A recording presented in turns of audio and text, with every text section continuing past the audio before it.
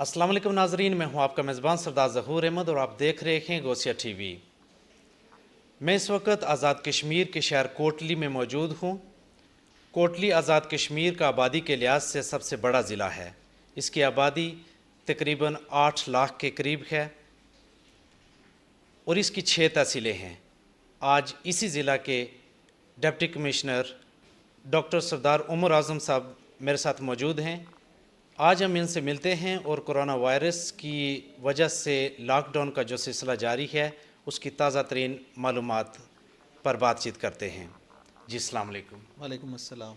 अच्छा डॉक्टर साहब, ये लॉकडाउन की जो मौजूदा सूरत हाल है, आप इससे मुतमईन हैं जो कुछ हो रहा है? जी बिस्मिल्लाहिर्रहमानिर्रहीम।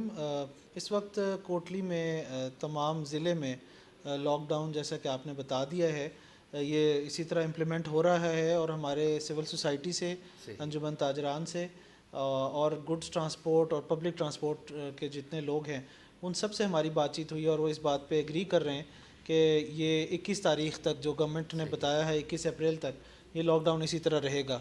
इसमें सिर्फ अशिया खुर्दोनोश को और की जो शॉप्स हैं और साथ जो मेडिसिन की शॉप्स हैं उनको जो है वो खोलने की इजाज़त है और उसके लिए भी टाइमिंग मुकर्रर है 10 बजे से 4 बजे तक की, जिनके वक्त ये दुकानें खुलती हैं और फिर ये बंद हो जाती हैं। ठीक। अच्छा डॉक्टर साहब, आवाम आपसे तावन कर रहे हैं? जी मैं इस वक्त तो खिराज तहसीन पेश करना चाहूँगा ज़िला कोटली के लोगों को कि इन्होंने हर मुमकिन ताउन किया है, अपनी तरफ से मूवमेंट भी कम की है और सिविल सोसाइटी ने, हमारी बार एसोसिएशन ने, अंजुमन ताजरान ने भरपूर ताउन किया है और उसी की वजह से अल्लाह ताला का शुक्र है कि हमारे जो हैं वो इस वक्त कोई भी केस यहाँ पे पॉजिटिव कोटली ज़िले के अंदर मौजूद नहीं है। और जिस तरह आपने बाकी ज़िलों में देखा, पंजाब में और बाकी जगहों पे जहाँ बहुत ज़्यादा केसेस आना शुरू हो गए और वो फैलना शुरू हो गई बीमारी, तो यहाँ पे अल्लाह का शुक्र है 2 केसेस थे, वो भी दोनों अब नेगेटिव हो चुके हैं और ये बीमारी अल्लाह का शुक्र है हमने अल्लाह की मेहरबानी से कंट्रोल कर ली है। अच्छा डॉक्टर साहब, तरक्की याफ्ता ममालिक इस वबा को कंट्रोल करने में नाकाम हो चुके हैं। आपके पास ऐसा क्या है कि इस वक्त एक भी केस नहीं है? ये सबसे पहले तो अल्लाह की मेहरबानी है कि अल्लाह ने खुसूसी करम किया है। यहाँ पे एक ख़ास फ़ीचर जो था कि हमारे ज़िले में तमाम घरों में अज़ानें भी दी गई हैं, ये भी एक बड़ा फैक्टर है। इसके अलावा हमने जो एंट्री पॉइंट्स थे वो तमाम के तमाम सील कर दिए थे। वज़ीर आज़म रियासत जम्मू कश्मीर जो हैं राजा फ़ारूक हैदर साहब, उन्होंने खुसूसी हिदायत दी और बड़ी स्ट्रांगली उन्होंने ये कहा कि इस एंट्री पॉइंट्स को आपने सील करना है और उन्हीं के हुक्म पे और उन्हीं के बैकअप पे हमने इतनी स्ट्रांगली इसको वो किया है कि हमने बड़ी बड़ी सिफारिशें भी आई तो हमने किसी को यहाँ पे ना एंटर होने दिया और ना यहाँ से बाहर जाने की इजाज़त दी उसकी वजह से। और फिर लोगों का जो तावन था कि लोग अपने बाज़ारों में नहीं निकले, लोगों ने अपनी शॉपिंग, अपनी जो ख़रीदारी थी उसको महदूद किया, ताजरों ने कुर्बानी दी, वकला ने कुर्बानी दी।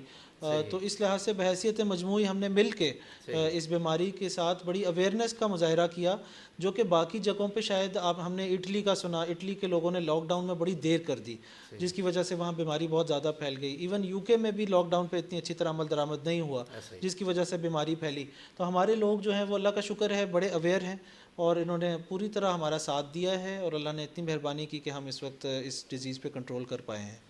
अच्छा सर, आप हाफ़िज़ कुरान भी हैं और डॉक्टर भी हैं। जब आप एडमिनिस्ट्रेटिव फ़ैसले करते हैं तो क्या ये खूबियाँ आपको फ़ायदा पहुँचाती हैं? बस ये अल्लाह ताला पे एक मुकम्मल ईमान और यकीन के साथ और इस नेक नियति के साथ हम कोशिश करते हैं कि काम करें जिससे मैक्सिमम आवाम की भलाई हो, पब्लिक का लार्जर इंटरेस्ट देखते हैं। तो अल्लाह ताला ख़ुद ब खुद उस फ़ैसले में जो है ना वो जो है अपनी बरकत डाल देते हैं और उसकी वजह से हमें ये फ़ायदा होता है। वैसे तो बहैसियत मुसलमान हम सब का ईमान है कि जो भी काम होता है अल्लाह की मर्ज़ी से होता है और अल्लाह ताला की मंशा से होता है।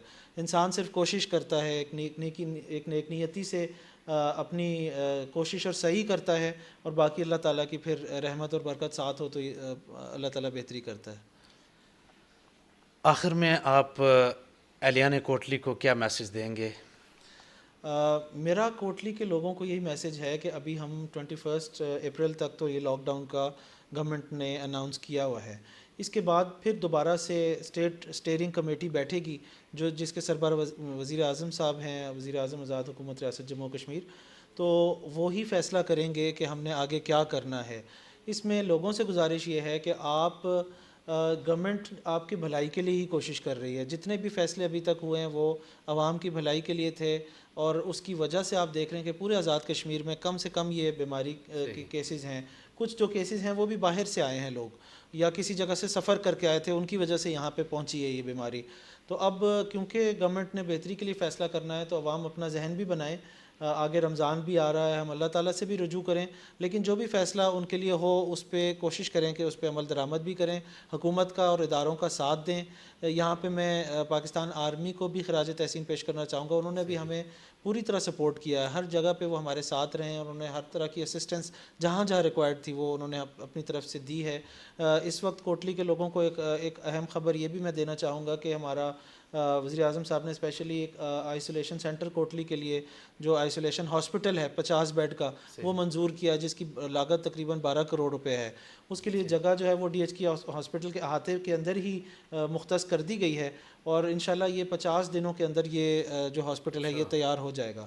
اس میں پوری طرح اکوپمنٹ بھی موجود ہوگا، اور اس میں علیحدہ سے لیب کے لیے بھی ہم نے جگہ رکھی ہے۔